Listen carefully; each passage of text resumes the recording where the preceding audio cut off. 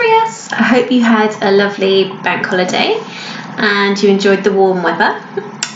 So now we are going to continue with Stig of the Dump and the next instalment. So I was listening last week to Mrs. Bailey, sounds like it got very exciting. And they're talking about fancy dress and being ready to go to a fancy dress party. So I think Barney had gone to visit Stig, and then we'll just pick it up from there. Right. Stig then turned his attention to the frame of the umbrella. He wrenched the little struts off one by one, and then sat looking at them as they lay in a heap in front of him. Barney could tell he was wondering what he could use them for. He found the first use without thinking. It was just right for scratching an itch in the middle of his back. He looked at another one for some time and played with it in his hands. He found that he could stick its two legs into the ground so that the long part reached forward at an angle. Suddenly he reached for a small turnip and stuck it on the end that was in the air. The whole thing wobbled a bit, so he fitted another strut so that there were four legs to hold up the turnip.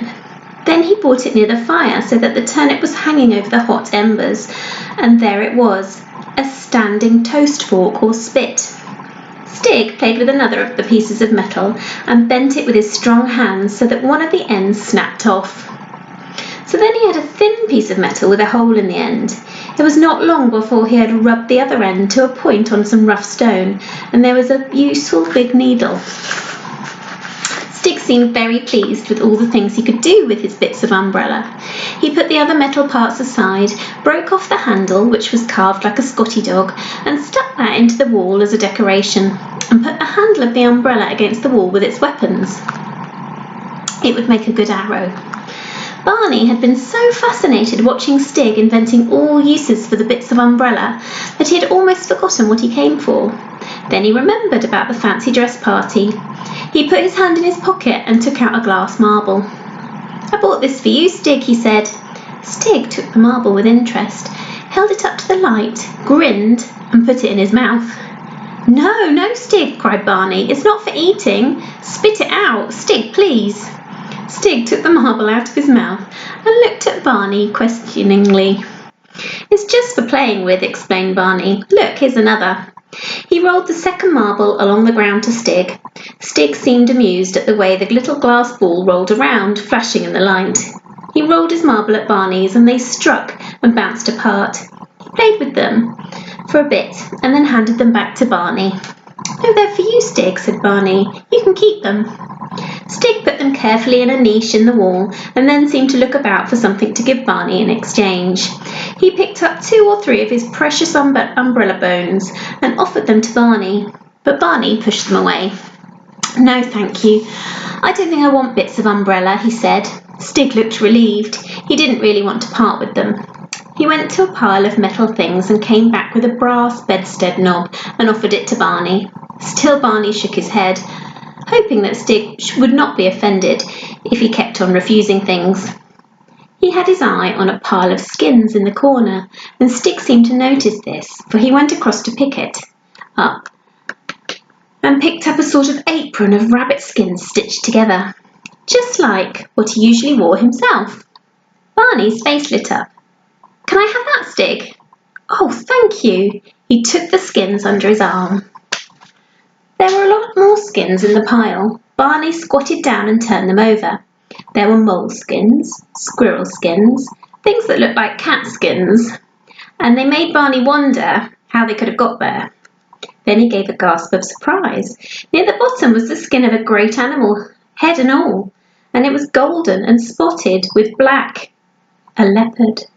Barney dragged it out and goggled at it. "Gosh, Stig, did you kill this?" he asked. Stig looked at him. Barney made spearing movements at the skin, put a questioning expression on his face and pointed to Stig. Stig grinned and shrugged his shoulders. He seemed to be willing that Barney should think he had killed a leopard, but Barney was rather suspicious. He had seen leopard skins like this worn by soldiers in military bands, and he had seen them on floors in people's houses. Perhaps someone had just thrown this one away. It was amazing what people did throw away. He only had to look around the dump and in Stig's cave to see that sometimes they were quite valuable. Anyhow, there was the leopard skin, and Lou wanted to go to the party as a leopard, or was it a puma? She ought to be quite satisfied with this leopard anyway. There were only a few patches where the hair was falling out, but would Stig want to part with it? Barney felt in his pocket.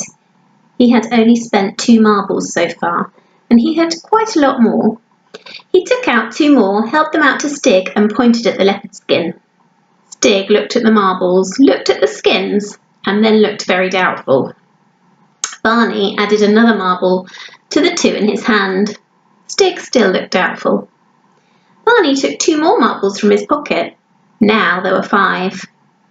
Suddenly, Stig seemed to understand that Barney had quite a pocket full of marbles to spend. He held out both hands to Barney, with all the fingers spread out. 10. A leopard skin cost 10 marbles, thought Barney. He hoped he had that many. He put the first 5 marbles on the ground and counted out what was left in his pocket. 6, 7, 8, 9. There were 3 more. Here, you might as well have them all, said Barney, and handed over all 12.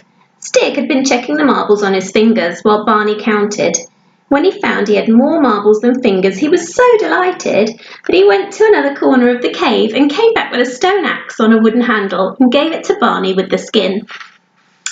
Golly, Stig, can I have that as well? Exclaimed Barney. He was delighted too. Oh, Stig, you are kind to let me have all these things. Thank you, thank you.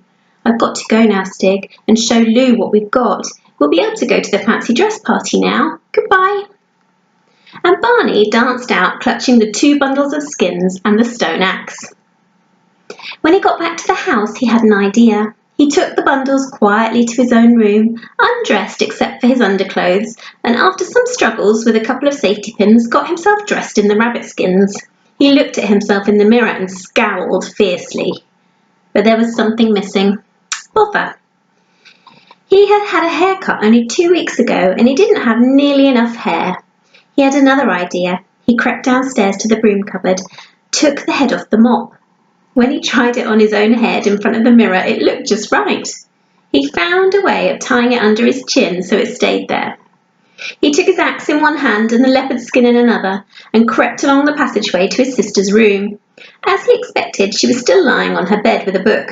He gave a whoop and charged into the room, waving his axe. Lou jumped like a startled cat and faced Barney furiously. You've not to frighten people like that when they're not expecting it, she said angrily. I knew it was you, Barney. Oh, no, you didn't, chuckled Barney. Anyhow, I'm not Barney. I'm Stig, Stig's brother. And he did a war dance around the bedroom. Where have you been? Asked Lou more calmly. Me? Been hunting, said Barney. Look what I killed. And he threw the leopard skin on the floor. Lou's eyes nearly popped out of her head. Golly, Barney, where did you get that? She said. Killed it in the wood, boasted Barney. No, tell me honestly, Barney, please. Well, I didn't really kill it. I was just pretending, said Barney. I got it from Stig. Oh, Stig, scoffed Lou. You and your Stig. You mean you found it in the dump? I got it from Stig, I tell you, repeated Barney. And you owe me 12 marbles. You needn't have it if you don't want it. And he snatched it away. No, please, Barney, let me have it. It's a lovely leopard skin. I'll get you some marbles next time we go into town. Come on, help me try it on. Between them, with the help of pins and strings, they managed to dress Lou in the leopard skin. The bare patches hardly showed, and it didn't really smell any more than a leopard would.